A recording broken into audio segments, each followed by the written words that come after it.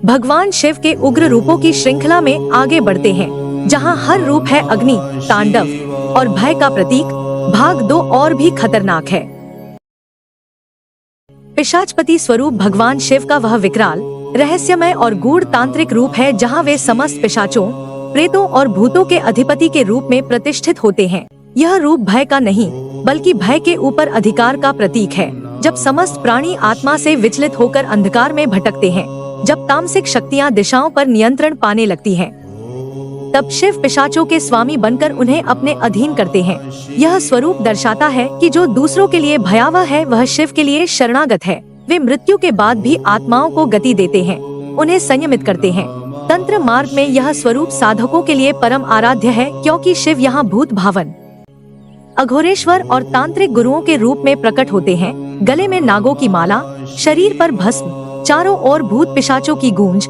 यह रूप भले ही विकराल हो, परंतु इसकी हर लहर मोक्ष की ओर ले जाने वाली होती है। यह वह अवस्था है जहां शिव अंधकार पर नियंत्रण करके उसे प्रकाश का मार्ग दिखाते हैं।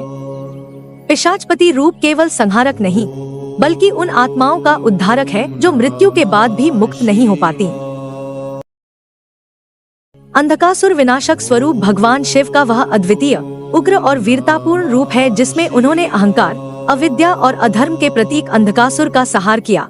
यह रूप केवल रौद्र नहीं, बल्कि चेतना का प्रचंड ज्वालामुखी है। अंधकासुर वह राक्षस था जो अंधकार में जन्मा, अज्ञान में पला और अहंकार में डूबा, जिसने देवताओं को चुनौती दी, माता पार्वती को हरण करने चला।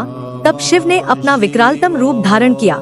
शरीर से रक्त टपकता, नेत्रों में प्रलय की ज्वाला, त्रिशूल पर घूर्णन करती शक्ति। शिव ने युद्ध के हर चरण में तांडव का संचार किया, असुर की हर छलनीति को भस्म किया। जब अंधकासुर हर बूंद से पुनर्जन्म लेता गया, तब शिव ने अपनी गणनाओं से रक्त को पीकर पुनर्जीवन को समाप्त किया। यह स्वरूप संदेश है कि अधर्म कितना भी मायावी हो, शिव की कृपा और क्रोध दोनों से नहीं बच सकता। अंधकासुर विनाशक शिव केवल असुर का अंत नहीं करते, बल्कि भीतर के अंधकार, मोह और अहंकार का संहार भी करते हैं। यह स्वरूप न्याय, साहस और दिव्यता का प्रचंड प्रतीक है। सुरविनाशक स्वरूप भगवान शिव का वह रहस्यमय, उग्र और विलक्षण रूप है जहां वे स्वयं देवताओं के अहंकार, छल और अतिक्रमण का संहार करते हैं। यह रूप उस परम न्याय का प्रतीक है जो पक्षपात नहीं करता, जो धर्म के नाम पर भी अधर्म को स्वीकार नहीं करता। जब देवता अपने कर्तव्यों से भटकते हैं, जब वे शक्ति और स्वर्ग के मद में चूर होकर संतुलन तोड़ते हैं, तब शिव सुरविनाशक बनकर प्रकट होते हैं। यह स्वरूप बताता है कि शिव केवल असुरों के संहारक नहीं, बल्कि सुरों के भी नियंत्रक हैं, जो ब्रह्मांड के नियमों से खेलता है। वह चाहे देव हो या दैत्य, शिव की दृष्टि से नहीं बच सकता। यह रूप उस तांडव की चेतावनी है जो दिव्यता के आवरण में छिपे अधर्म को उजागर करता है। त्रिनेत्र की ज्वाला, विकराल वपु और शिव की निर्भीक दृष्टि जब देवताओं पर पड़ती है तो उनके सिंहासन डगमगाने लगते हैं। यह स्वरूप संदेश है कि शिव केवल भोले नहीं, वे ब्रह्मांड के परम निर्णायक हैं, जिनकी निष्ठा केवल सत्य और संतुलन के प्रति है। सुरविनाशक शिव वह शक्ति है जो अधर्म कहीं भी हो उसका अंत सुनिश्चित करती है। तांडव प्रिय स्वरूप भगवान शिव का वह दिव्य, ऊर्जस्वी और भयावह रूप है जिसमें वे सृष्टि, स्थिति और संहार के रहस्य को नृत्य के माध्यम से प्रकट करते हैं। यह केवल नृत्य नहीं, बल्कि ब्रह्मांड की गति है। तांडव वह स्पंदन है जिससे समय जन्म लेता है और काल विलीन होता है। जब शिव तांडव करते हैं तो दिशाएं कंपित होती हैं, देवता स्तब्ध रह जाते हैं, ब्रह्मा, विष्णु, इंद्र तक उस लय में बंध जाते हैं। यह स्वरूप आनंद और संहार का संगम है। अंगों की हर गति में ब्रह्मांड के रहस्य छिपे हैं। जटाएं लहराती हैं, त्रिनेत्र से अग्नि निकलती है, डमरू से सृष्टि की ध्वनि गूंजती है। यह नृत्य करुणा भी है और क्रोध भी, रचना भी है और विनाश भी। तांडव प्रिय शिव वही है जो भाव में शांत पर स्वरूप में प्रचंड है।